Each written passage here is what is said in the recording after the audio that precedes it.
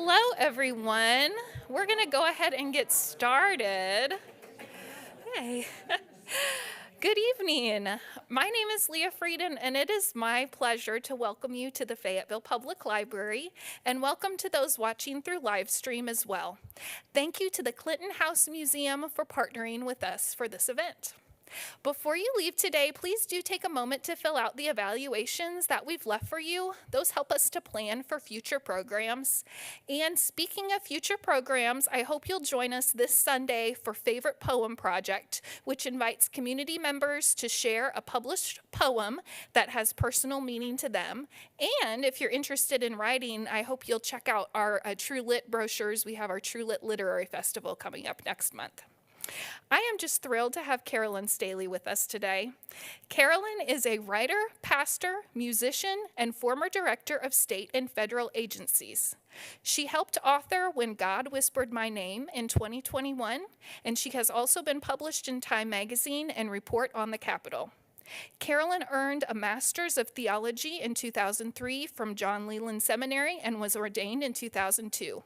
She attended Ouachita University and completed a graduate degree in music performance at Indiana University. She has taught at universities in Indiana, Kentucky, Arkansas, Maryland, and Virginia. Today, she will be discussing her new book, The Boy Next Door, My 60-Year Friendship with Bill Clinton, an intimate biography of President Bill Clinton. Please join me in welcoming Carolyn Staley.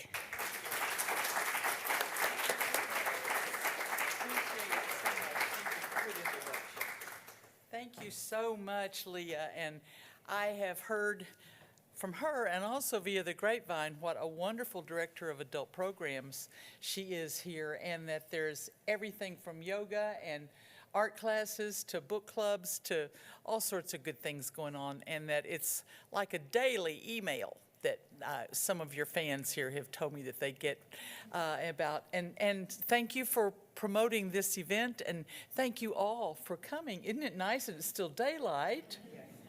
And it's still nice weather, and I'm just delighted to see so many of you here. I'm so happy to see some old friends from Little Rock who are on the front row and on the second and third row, and Pastor from Second Baptist, Ray Higgins, and Margaret and her daughter, and so many, and Steve and Lindsley, and I just can't thank you enough for coming tonight. I want to, and my daughter Mary drove up down from Kansas City, and it's a special treat to have her here.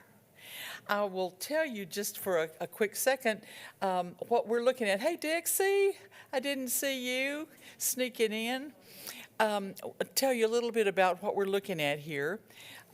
This picture is of our wedding. This picture's from Girls Nation when I met JFK. That's Bill's mother, Virginia, at our senior party. Bill and I with a friend in our neighborhood. That's election night, 1992.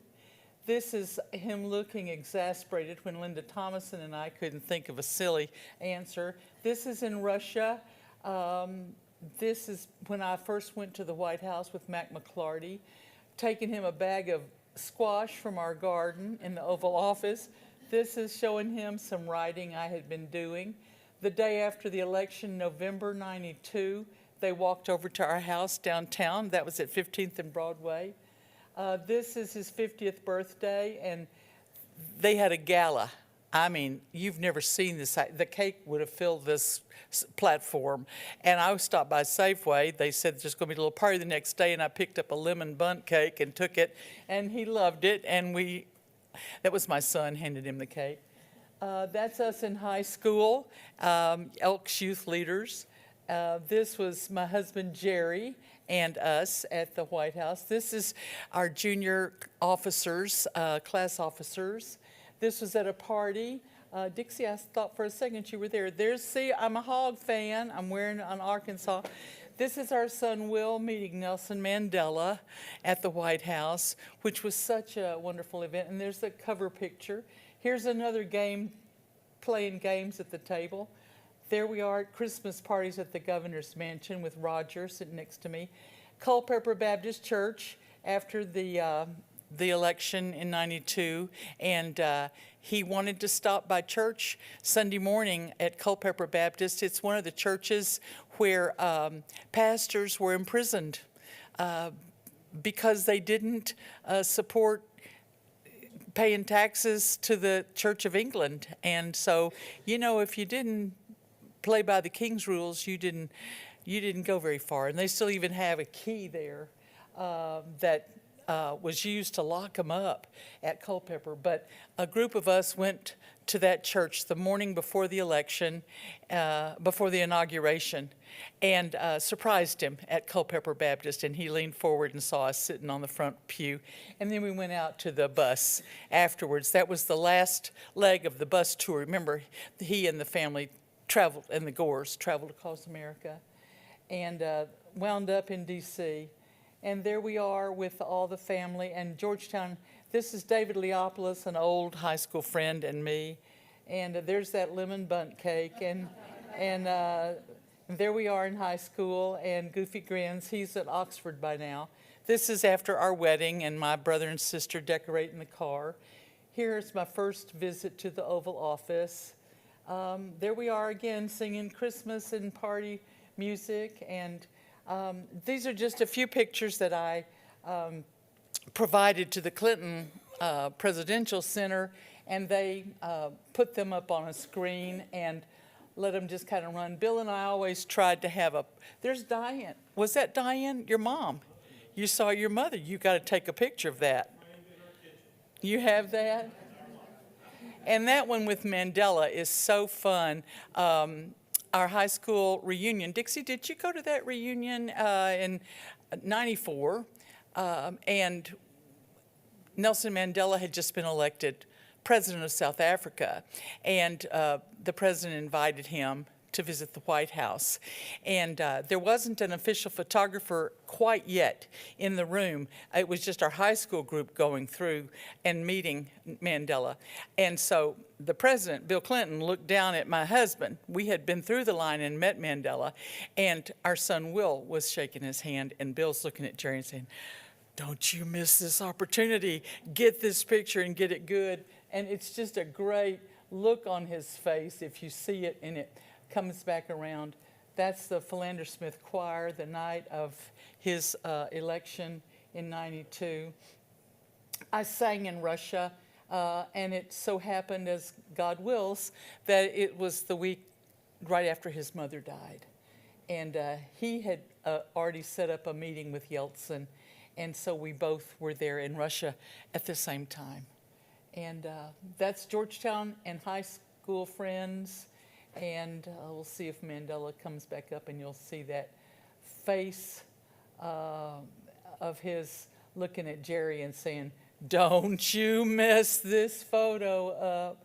Bill's standing there watching them decorate our car. Anyway, just so many memories, and I wish I had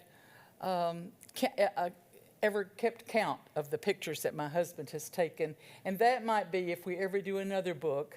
And I discussed it with the publisher, Ted Parkhurst. I said, maybe we do a photo book because that's Diane Newkirk, and that's her son right back on the back row. Small world.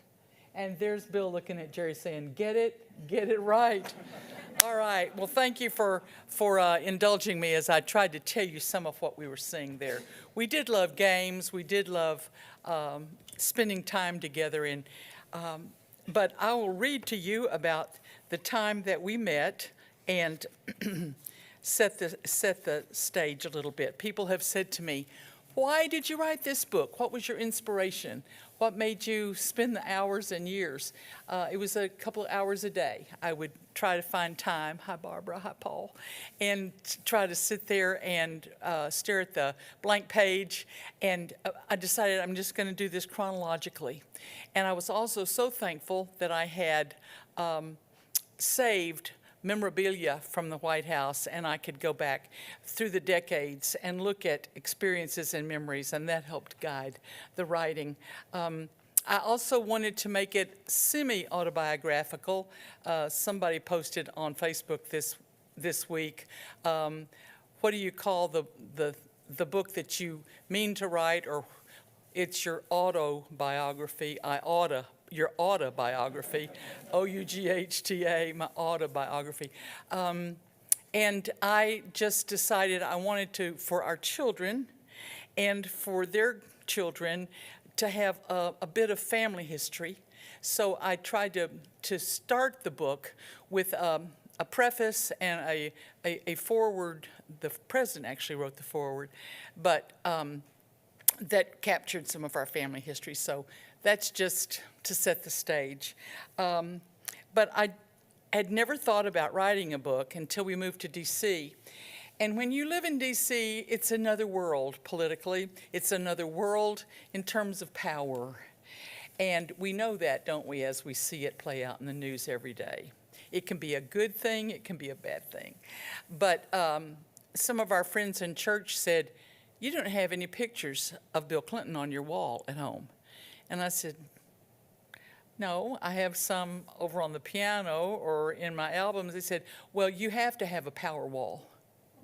And so she grabbed some 8x10s, took them to a fancy frame shop and had them matted and framed, and hung them very prominently in our home. And I was just horrified and humiliated and embarrassed. But now they're back down a hall, almost to the bedroom. But I didn't have any in the office either. But people would come up to me and say, "You have a historical point of view and a vantage point that none of the rest of us in the world have. You lived next door. You were his friend through high school. You spent hours and hours together, and you're still friends today. You must write a book." So that began to weigh on my shoulders, and then COVID hit. And I had time to sit and spend time at the computer and try to put all this out on paper. I tried to shop it to some New York editors and publishers, and they just said, "Well, he's been out of office a long time. Memoirs don't sell very well. I'm not sure that there's a market for this book, but I hope that you and your sales tonight will prove them wrong, and that this, I'm not looking to make any money off this deal myself. The publisher would like to recoup what he's invested, but it's awfully nice to have the book in people's hands. And I'm also delighted that it's not a chick book. It's, I've had as many men say to me, "Paul, stand up and give a testimonial." You know, that they enjoyed the book and they read it from cover to cover and they couldn't put it down. And Paul told me that tonight. And Malin Rice, thank you for your good writing, told me the same thing, that he really found it enjoyable. Well, here we are for chapter 1. The doorbell rang. I answered the door, and standing there was a tall, good-looking guy I'd heard so much about. He was now my new neighbor. We hadn't met yet, but I remembered seeing him outside geometry class as I stopped for a drink at the water fountain. I remember him chatting with a friend nearby, suddenly looking my way. And she's going to be my new next-door neighbor. And I knew right then that was going to be a game changer. It was a very indirect introduction, and we still hadn't really met yet, but I knew that something in my life was likely to change. Now he was standing in front of me, looking through the screen door. The classmate I'd wanted to meet was right there. Sidebar. My father was a Baptist pastor, and we moved from West Memphis and dog racing to Hot Springs and horse racing, and he wound up having to fight gambling, living as in Hot Springs. We had to wind up parking our car in backwards when we traveled so nobody could see our Arkansas plates, because Faubus was not anybody's friend at that point, or people weren't fans. But anyway, gambling was a big deal. But I entered high school as a sophomore, entered in the 10th grade, and that was the first year of high school at Hot Springs. And I had run for student council in West Memphis. I had been an accompanist for choir in West Memphis, and I wanted to keep active in those areas of life. So I started asking around that summer, who do I need to know? And I think Barbara Hill, back there, told me, one of the first people, said, you need to meet Bill Clinton. And she tells me, I told her, you need to meet Paul Batson. And so that was good timing, too. But anyway, I didn't have a foundation of friends to support me in any of those interests. So it was a scary time. I had heard so much about Bill Clinton. Why was he here? I was at a momentary loss. I hadn't dwelled on it, but I was curious to meet this classmate. I had wondered when and where this guy and I would meet. I had heard so much about him. I didn't have to have an introduction. He was right there, standing in front of me, and he shouldn't have had to come to our door. I had hoped my mother had been over to greet the Clintons as they moved in and welcome them. It was just Southern hospitality to take cupcakes or a pie or some cookies. Mother hadn't told me if she had done that. He smiled slightly, probably as unsure as about our first meeting as I was. I opened the door and I invited him in, and we stood at the door and talked. He got directly to the point. Hi, I'm your new neighbor, and I have a favor to ask. I need a piano accompanist for my saxophone solos at state band competition. I wondered if you'd be my accompanist. Sure, I'd be happy to, I answered. I felt a little nervous because I'd never accompanied an instrumentalist, but I felt I could do it. And we both agreed that it would be easy for him just to come over and bring a saxophone, and I had the piano and we could practice. We both breathed deeply, smiled, and seemed pleased to have this new partnership in place. And the conversation started to flow more easily. And we talked about when we might begin, and he said he'd bring the music over for me to practice. Life is funny. You think about things you hope will happen. You wonder about when, where, and how. And then in an instant, the moment comes. You open the door, and if you're lucky, the answer is right there in front of you. It was for me. I met Billy Clinton. And that's from chapter 1, just a short reading. I've told you how I was motivated to write the book, and I think I have told you that our first shared interests were music, of course, and then student council government and class officers. And I ran for student council class representative and was elected from my biology class. We were elected by classes, and served and met Bill in student council. And then I ran for class officer, and then I actually ran for treasurer, and Ronnie Cecil beat me, Dixie. But he had thousands of friends, and I was still the new girl in town. We both were selected to go to the American Legion program, Boys State and Girls State. And I was so happy to go because I wasn't sure I'd get to go because I was new. And the teachers made this selection about who would go to Girls State. And I was delighted, and Dixie went, and I think Barbara, many people went. How many of you have been to Girls State and Boys State? Lots of you, yeah. And at those week-long meetings where you learn about state government, there's 2 boys selected and 2 girls selected to go to the national Boys Nation and Girls Nation, and to learn about the federal government. And there we were, 2 of us and next-door neighbors, which was really unheard of and such a nice surprise. And we both got to meet JFK that summer of 1963, just before he was killed. Bill had thought about making music his life, and had been offered a scholarship, I believe, to LSU in music. But his mother said, I saw a difference in him when he came back from Boys Nation. I could tell that politics was now his new favorite interest, and a way that he felt like he could serve. And it was a time that they just threw open the doors of Washington, D.C. to us, and in a way to say, we want you to make federal government and running for office your next step in life. We need you. And so I found myself on the elevator with Lyndon Johnson and Hubert Humphrey. I spent the day with Everett Dirksen as minority leader of the House, which I'd been elected to. And then to be invited to the Rose Garden and to get to meet JFK was life-changing.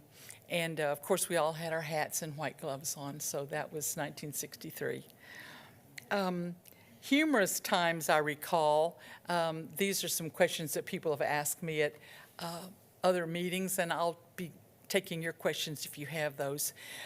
He wasn't a funny kind of a guy, kind of a jokester guy, but David Leopoulos was, and he was always coming up with something for us to do. Bill would call us, and he just wanted company. We didn't need to talk. I gave him $2 a week for gas when he was 16, and he was driving his first Clinton Buick to high school every day. And he didn't ask for that, but it just seemed like the right thing to do. And we didn't have to say anything. And the same thing as we went over to his house after school or on weekends. He would just call and say, bring the newspaper over and let's do a race and see who can finish the crossword puzzle first. David Leopoulos called me one time and he said, Bill just called. He wants us to come over. Do you want to go watch him read? So that's just typical sense of humor. But we did hide in the closet Christmas of our freshman year in college and made a big welcome home sign for him and surprised him, and we just fell like we did in that picture into each other's arms, just laughing. He was so glad to see his old friends. His home life was, for all practical purposes and from what I could tell, just normal.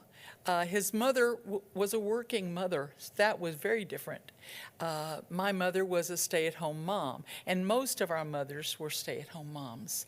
But Virginia was up early and going to she was a nurse anesthetist, which my granddaughter wants to be, and she was up in her starched uniform. There weren't scrubs in those days, and she was off, and then she'd come back after, and Bill often got Roger off to school, and she would come back and put on her everyday clothes and her gold jewelry and dangles and bangles and put the top down on that convertible and head to the racetrack.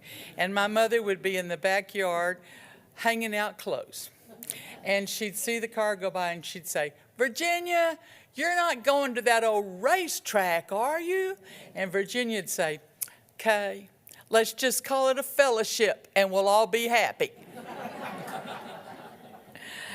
I never knew anything about any difficulties between the Clintons. They were divorced when she and the boys moved next door into this new Live Better Electrically home that had wall-to-wall vacuum cleaner outlets. I never heard of such a thing. A sunken pink bathtub, a water closet for the toilet in the bathroom. I'd never seen these things. But they moved in and just seemed to have an idyllic life. They were always wonderful to me, and I'd go over many times after school. I snuck away a lot because I either spent my time practicing the piano or dusting furniture, because as a Baptist preacher, you had to have the house ready at a minute's notice for the church members to drop in. You never knew, because they wouldn't call ahead, and God forbid there would be one speck of dust on one rung of the 18 or 20 walnut chairs in the dining room, and so I would spend lots of time dusting. But the book does deal with some of how the boys had difficult times with Roger when he was drinking, and I'm glad that all wound up as a happy ending of a chapter in their life before he passed away. he urged us to move back to Arkansas in the nicest way. We lived in Chesterton and Valparaiso, Indiana, just outside Chicago. And Jerry and I both went to Indiana University after Ouachita for 3 years for me. And then some church members said, if you want to go someplace else, I know you like Ouachita. And I wound up passing all my tests to get into. It was a wonderful education I received there. I just wanted more performance opportunities, more music, more competition. And so we met there, and one terribly wintry lake effect snow year, it was the year after that Bill was elected governor, and he called and he said, I always thought if I did something good with my life, maybe you'd come home and be a part of it. Is that possible? And then the second part is, could we be neighbors again? And I thought that was awfully nice. And so we looked and found a house that was ready to be demolished, condemned, 15 rooms, 15-foot ceilings, 1886 house with the barn still in the back and the cribs still for the hay. And it was a wonderful time, and that's where I met the Nicholsons, and they lived just down the street on Broadway, about 3 blocks away. It was a wonderful place for us to live because, as that front porch picture shows, we were just a walk away. There was no way after the election in '92, when he was elected president, that he could drive anywhere. The blockades were all around the governor's mansion, and traffic was impossible. So he and Hillary walked over. David Leopoulos got on the phone and said, we're here, and we just want you to know we're toasting your election. And it wasn't but a minute, and they were standing there with us.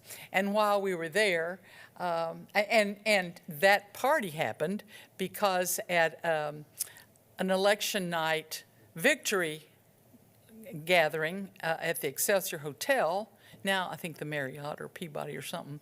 Anyway, some friends from Georgetown came up to me and say, we think, and it's 3 in the morning, we think brunch at your house at 10 tomorrow is a wonderful idea. This is before the advent of 24-hour grocery stores. So we found a 7-Eleven, and I picked up a couple of dozen eggs and some bacon or sausage, and we whipped up some quick biscuits and made it, and nobody was there for breakfast anyway. But while we were eating and spending time and asking him to sign everything under the sun, I'm sure he was so put out with us, but we were just gaga that he was now President of the United States. And there's Phil Jameson and Randy Goodrum, who wrote You Needed Me. There I am riding my first trip on, this is at a religious breakfast at the White House, and it was just wonderful to have these experiences. But, and there he is over there watching me toss my bouquet. But it was just a wonderful time to be living downtown and to be close enough that they could walk over. And one of the friends said, have you looked out your front window? And I hadn't, because I'd been entertaining my guests. And I looked out, and the vacant lot across from our house was filled with hundreds of photographers and reporters. And Jerry said, we got to get a picture. My husband's a photographer. We got to get a picture. So we all lined up on the front porch. And that picture went around the world, that picture right there. And friends wrote to me and said, I now know him. I've seen him with his friends. I've seen him in his plaid shirt and his blue jeans. And I feel like I know this man now. He was a wonderful neighbor in Little Rock. He would go out running every day. He would stop in to get a drink of water, use the bathroom, check on us, see how we're doing, and was in and out all the time. He brought Chelsea over. He was out of office in 80 and 81 to Frank White, and then he was reelected.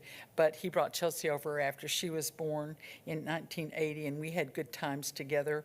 What do I remember about him as a father, as a new father? My funniest story comes from Hillary, and it is that she came home one day and Bill was in their bedroom and Chelsea was on the bed and there were pillows all around her and on the floor. But he said, "You're not going to believe this. Just watch. She knows where the edge of the bed is. She's a miracle. She's so intelligent." And he said, "Watch this." And she started rolling and she rolled off onto the floor.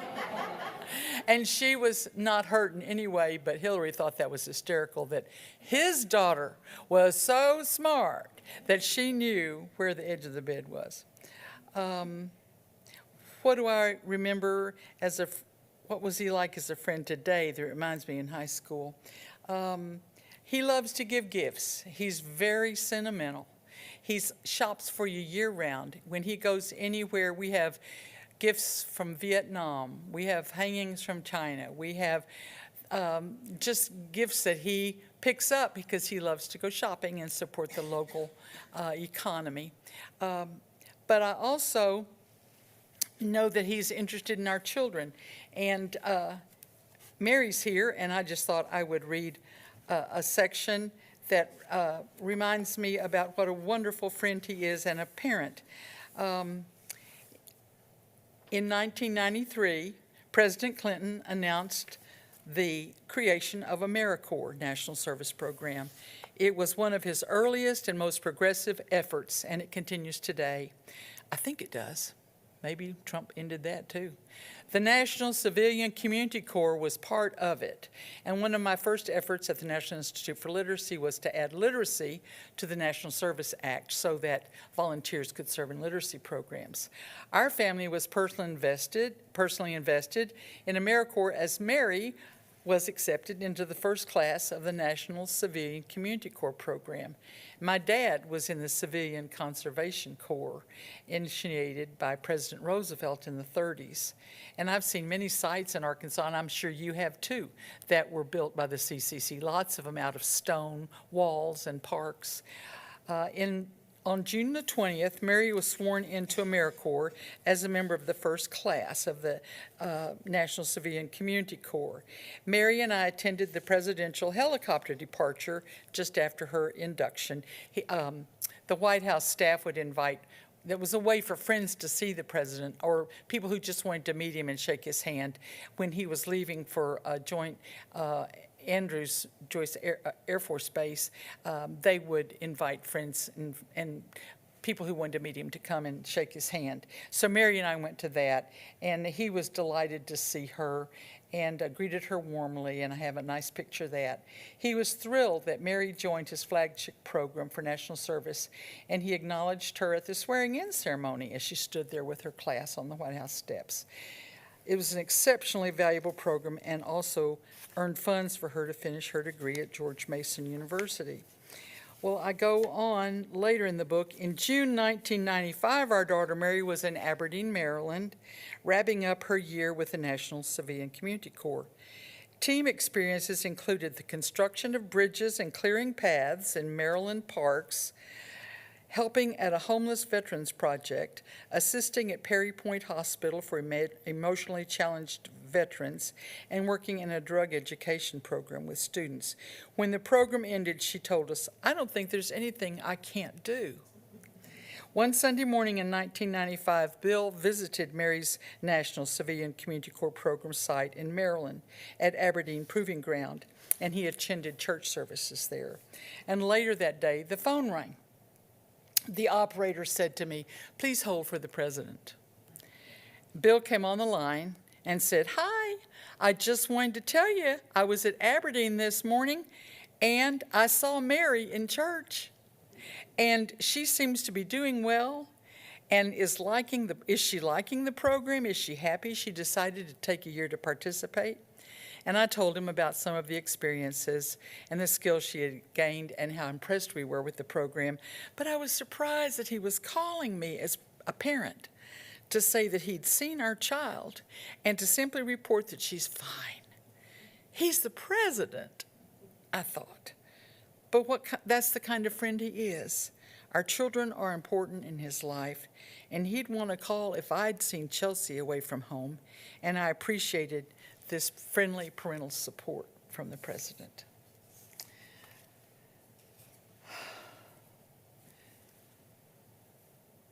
how do you stay in touch these days? Well, he used to write letters, and he doesn't write so much anymore because he says nobody can read his writing. But he texts and he calls, and when I see on my phone, unknown caller, I know who it is. Some special White House memories you recall. I remember, of course, meeting Mandela was such a whirlwind. The book outlines all the friends, there's a protocol that the State Department has to go through for state dinners, so you can't just be a friend and go to state dinners. But they do invite friends to the arrival ceremonies. So when you see the heads of state pulling up on the driveway outside the White House, and Margaret, you've been to so many of these, the presidents of the visiting nation get out with their spouse and stand there, and the Clintons greet them. And then they do the marching up and down. They watch the fife and drum corps, they inspect the troops, and then they both speak. But there's always was a roped off area for friends. And it was fun that the president always looked over to see his friends and who was there. I remember two of my classmates, and they're in pictures here in our dining room with that picture of Phil Jameson holding the newspaper. Jim French and Phil Jameson both lived in the D.C. area. And Bill just wanted his friends around. And one time he invited us to a birthday party, and we were to go to the White House swimming pool. And we got there, and there were maybe 20 people, and it was all the cabinet secretaries and his topmost donors. And Jim and Phil and I looked at each other and said, "What are we doing here? Why are we here?" And it's just because he doesn't really know those cabinet secretaries. They're not his old buddies.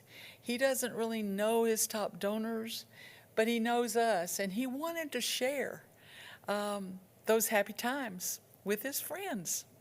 I remember being at a Christmas tree lighting event on the Ellipse, and there was always some big star that would help the Clintons light the tree and the menorah, and it was just a beautiful event.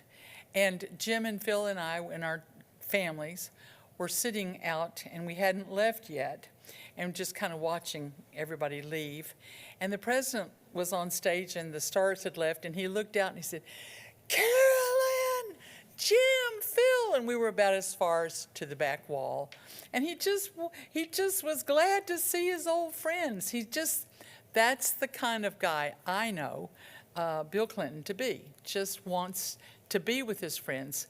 We were there one night, the night that Nixon died, and he was invited to go out. Clinton was invited to go to the Rose Garden and to make remarks to the press about President Nixon. And Jim and Phil and I were with him and walking along, and they asked us if we wanted to say anything about President Nixon, and we didn't. And Bill Clinton later said that was good that you didn't, because it really wasn't the best presidency for our class. We lost 4 classmates in Vietnam. It was just a tough time. But anyway, there we were, standing in the Rose Garden on that very historic and auspicious occasion. And then lastly, I'm often asked, what do you hope your book conveys to readers as new information for them to know him better? As a preacher's kid, I would say, I don't think anybody knows how deep his faith is. I have been privileged to experience that firsthand. We were sitting in our living room on 15th Street one Christmas, and it had snowed blizzard, and the state police were having to invite were asking, do you want me to go pick people up to come to your party? And we just sat there and visited. 2 or 3 people were able to make it. And we were talking about books that we loved. And Bill said, the most important book I've ever read is Mere Christianity by C.S. Lewis. And we asked him why. And he said, because in it, C.S. Lewis describes the journey he had to take from trying to access faith through his head and finally deciding, I can only get there with my heart. And Bill said, I've read it a dozen times, and every time I read it, and I commend it to you to read. It's an incredible book. But it is simply the journey of how, no matter how smart you are, at some point you have to just simply let everything go and say, come into my heart. Just come into my heart. The many, many times we went to Pentecostal meetings, and I got to see him love that worship, and although it's certainly not how he worshiped, but just feeling the presence of the Holy Spirit so powerful that when you walked in, I remember being startled and feeling that the music, he always had Pentecostal groups sing at his prayer services as president, and he told me that Colin Powell came up to him, and Jesse Jackson, and said, where'd you find white people that can sing like that?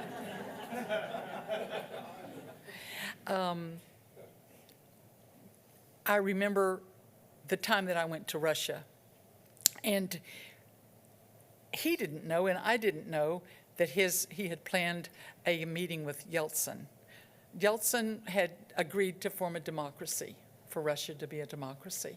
And he wanted to talk to the president about what's involved in a democracy. And so he invited Bill to his dacha. I had seen Bill because I sang that morning at a reception for him. Sarah Caldwell, who took me there to sing, she was with the Boston Opera. She's a Fayetteville gal. Some of you may have known about Sarah Caldwell. And she took me to sing there, and it was the highlight of my solo career. And the Verdi Requiem is just a piece to die for. It's just so gorgeous. But Sarah Caldwell took a small orchestra, and we performed at a reception for him. And he said, stay a little bit later, and let's visit afterwards. So we did, and that's another story. I don't even know if I wrote that in the book. It was so harrowing, how I finally found the encampment where our orchestra was staying that night. It was a January night, bitter cold. I mean, they laughed at me that I had a cloth coat, you know, and finally gave me a fur coat to wear. I took my hand out of a glove to take a picture, and it just froze. It was so bitterly cold. And there I was in the car with a man who didn't speak English, and I didn't speak Russian, and I didn't know where we were going, and he told me he thought he knew. And we finally found this camp, but he stopped the car several times, and the headlights looked like 2 candles just shining this little dim light onto the snowy ground. But we made it. But I saw him before I got in the car and went on that journey and made it. Bill wanted to talk with some friends about what had just happened with Yeltsin. And he said, Yeltsin pulled him close to him, and he said, you're a Christian, aren't you? And Bill said, yes. In fact, I think it's the most important thing in my life, is my personal belief. And Yeltsin said, I got to do something about these Christians. They're coming into my country. They're making believers out of people. They're putting crosses around their necks. And it was undoing the fabric of the Russian Orthodox tradition of Russia. And Yeltsin wanted to put a stop to it. And Bill looked at him and said, okay, you want a democracy? This is how it works. You're either free or you're not. If people want to believe, they have to be free to believe. And that kept the doors open for missionaries to work and visit Russia. And that's what I wrote about in that piece in Time magazine. people were very fascinated that they had that conversation, you know. And it was just man to man, friend to friend, person to person, sharing at gut level about their faith. So I would want people to know that. I do touch on some of the difficult times that the president faced in his own life and the presidency, but I don't dwell on them. I do talk about the testimony that he was required to give to the Congressional Committee and the STAR team. And we were at Outer Banks on a vacation, and the phone was ringing off the hook. We didn't have cell phones then, and I would just go get a newspaper every morning and try to keep up with the news. But I was amazed at all the friends who were calling and so grief-stricken. But we all supported him as friends and just wanted him to make it through it. He knew that there was no way for him to win that. It was set up, and no matter what answer he would give, he would be found at fault. He's a game player, and he's a good game player, and he's competitive. And he answered the way he thought he needed to win those question and answer trickster games. But that's not my story. I don't have direct knowledge of any of those things, so I don't go into those. There are plenty of books for you who want to read, and other historians have focused on that, but that's not my story. And so you will read my story if you will be so kind as to go to that back table where Skylar is awaiting your purchase, and she has a few books left, and then I brought another box with me if you want to take them home for Christmas presents for friends. And I loved it that a friend of mine in Indiana wrote to me and ordered 15 copies and had me inscribe them to specific people. And he said, these are all my friends, and I want them to have your book because it's a book about friendship. And so I thought, well, that's a really nice thing. So it's a good book for friends to share with friends. It's a story of friendship, and I hope you'll enjoy reading it. One of the things that I've written about in the book is when Chelsea was born, and then I'll take your questions right after this. But when Sarah, our first child, was born, Jerry, my husband, went to the florist and got an arrangement, 2 long stem red roses and 1 tiny pink bud, and brought that to the hospital. And I thought that was so sweet to signify our new family.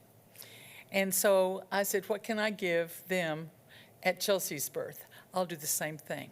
So I got that arrangement put together. I walked into the door of the mansion kitchen, which is the way I normally went in, and I was overwhelmed by the greenhouse full of long stem vases of roses from every potentate and king and governor in the country, in the world, to wish him good.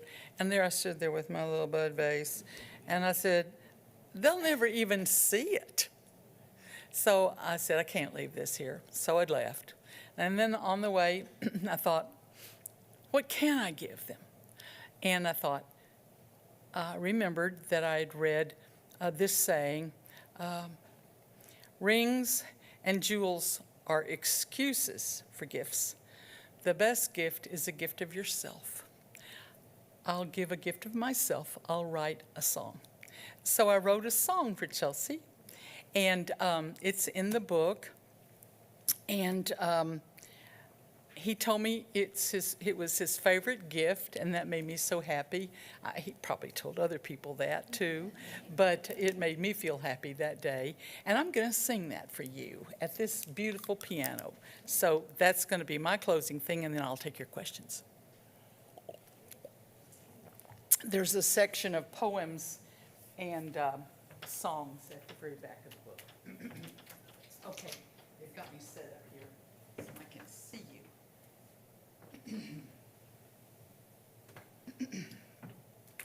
It was 1980. It was the International Year of the Child, UNESCO. It was Arkansas is the natural state, and we're the wonder state. And so I wrote a song on the theme of child, you're a natural wonder to me.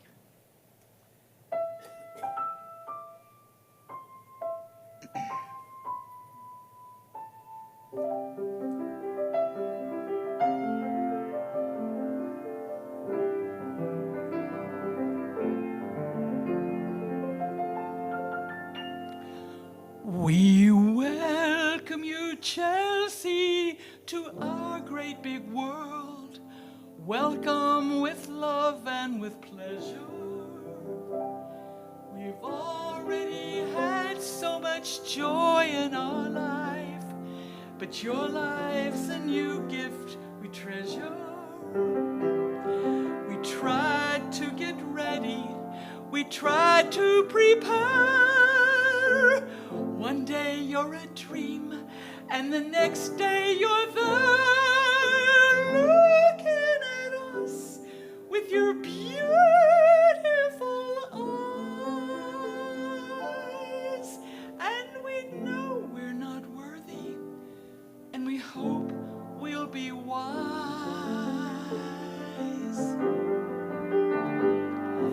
'Cause child, you're a natural joy, full of natural laughter.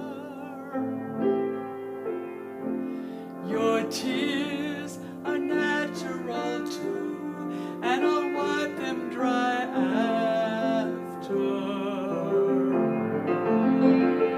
Your days are so young and so free, full of promise of what you will be. And child, you're a natural wonder to me.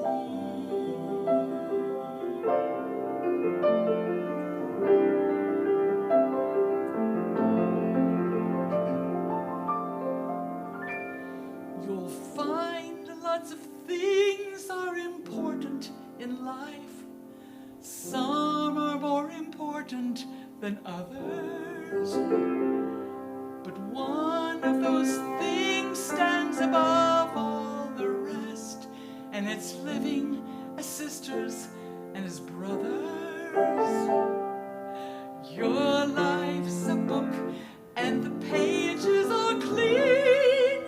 There's so much to do, there's so much to be seen, and it has to be wonderful, it has to be good, and we'll try to lead you in the way that we should. 'Cause child, you're a natural joy, full of natural laughter. Your tears are natural too, and I'll wipe them dry after. Your days are so young and so free, full of promise of what you will be. And child, child, child,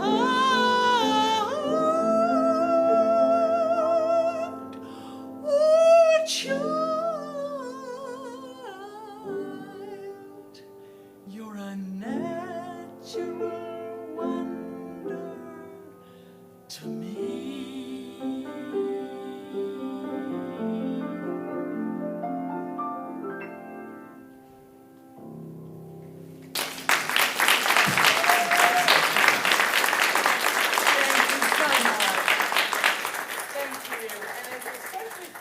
Such a pretty piano to play here. So next time you do your book talk, you come and you can play the piano too. What questions do you have? And then we've got to close it out. We've got about 5 minutes. Yes, Lindsley. I want to know what song Bill Clinton brought to you that y'all won the state competition with. I mean, was it jazz? Was it? No. You don't remember? No, it was It was classical. And our band director, Virgil Sperlin, was really a wonderful director, and he loved and saw great potential in Bill and was always looking for things for him to work on and giving him things that were tough to sight read. So they were often transcriptions for orchestra or violin or who knows what, but for saxophone. So it was a classical piece, and it was tough. I remember that we really had to go to the woodshed with that one. But anyway, he was so funny. He would come up to me. I entered as well and always played the piano. There was a category for that. And he would look at the judges' score sheets. And he would come find me and say, "You got a 1, you got a 1." And he also would always get a 1. And that meant a blue ribbon. And that meant his mother collected all those blue ribbons, put them in a giant frame, the same size of the portrait she selected for his senior class to hang in the living room, and framed all those blue ribbons. And we called it the shrine, you know, the friends who would come over and genuflect at the shrine. But it was kind of tense. It was a big deal to play in those competitions. Other questions? Somebody else? When you write a book about a former president, do you have to get any clearance?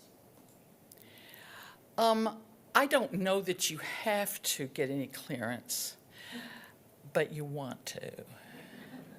So I shared with him and his staff after I had finished writing, and they sent me notes, and I took note of their notes, and I made some edits, and he even, since it's been written, sent my daughter Sarah 4 things. He said the last chapter has 4 things that need to be fixed, and then it'll be a really excellent final chapter. I met David Leopoulos in the 4th grade, not the 3rd grade. I mean, it was things like that, you know, tiny little things. Yes, Paul. Now, what is your texting and phone call frequency with your best friend these days? Is that it depends, you know, on kind of what the state of the world is. If there's something going on with friends, I keep him in touch when I hear about, and I don't think he knows about, a sickness or a death. And he's very quick to want to respond, and he'll ask me for phone numbers and ways to reach family members in case of a death.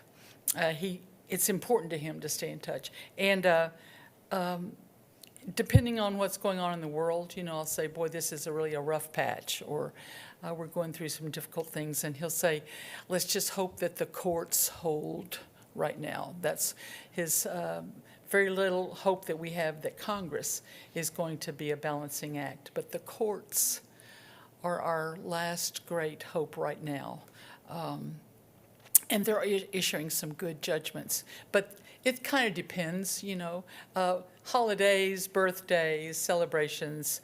Hope you're having a good vacation, thinking about you, you know, whatever.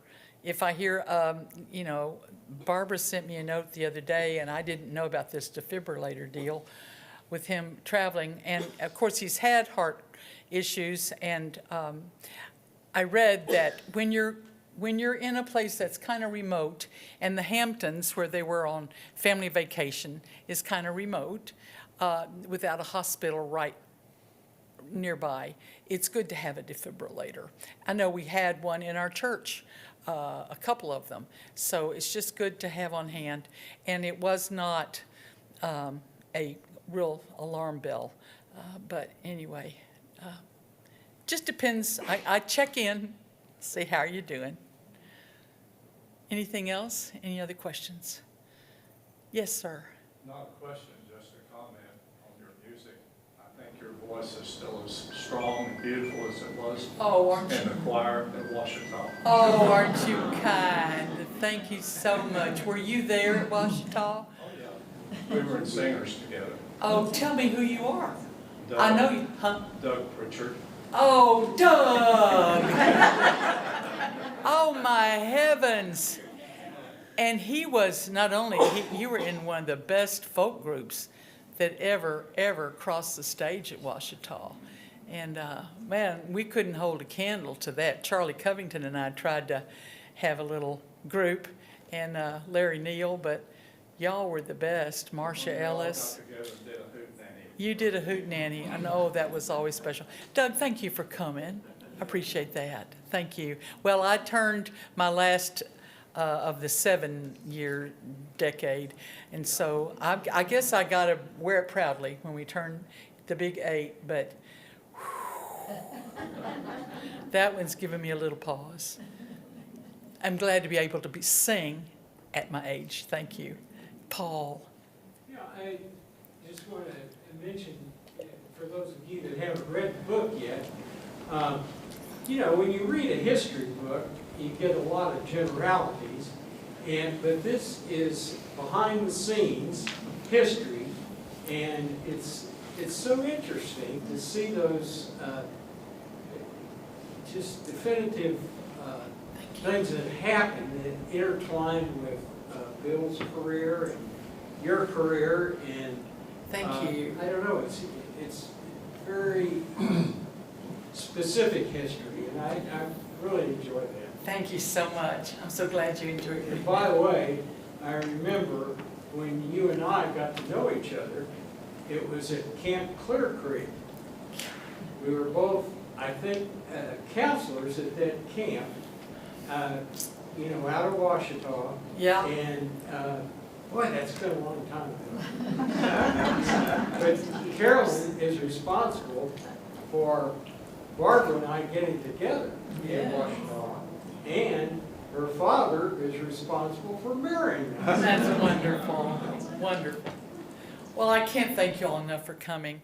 And I hope you will let me sign a book for you, or 3 or 4. And I'm honestly not trying to push books, but I do think they make nice gifts. And I'm not going to, as far as I know, be back up this way. I hope that Pearl's books will have a few on the shelf after this event, if you decide later. We like to help the local bookstores have an opportunity to sell too. But thank you. I'm just tickled to death at this nice crowd. Thank you so much. Mary, come up here and get a picture of a group. Yeah, just take a picture of the group. Y'all stay. How about you get in the picture? Okay. I'll just stand right here and we'll just take a quick, my daughter does the social media and she said, take some. That's the other daughter. That's the other daughter. Okay. 1, 2, 3. Okay. Thank you so much. Thank you. That was good, Mommy. Huh? That was good. Oh, thank you. I need to remember to pull this out.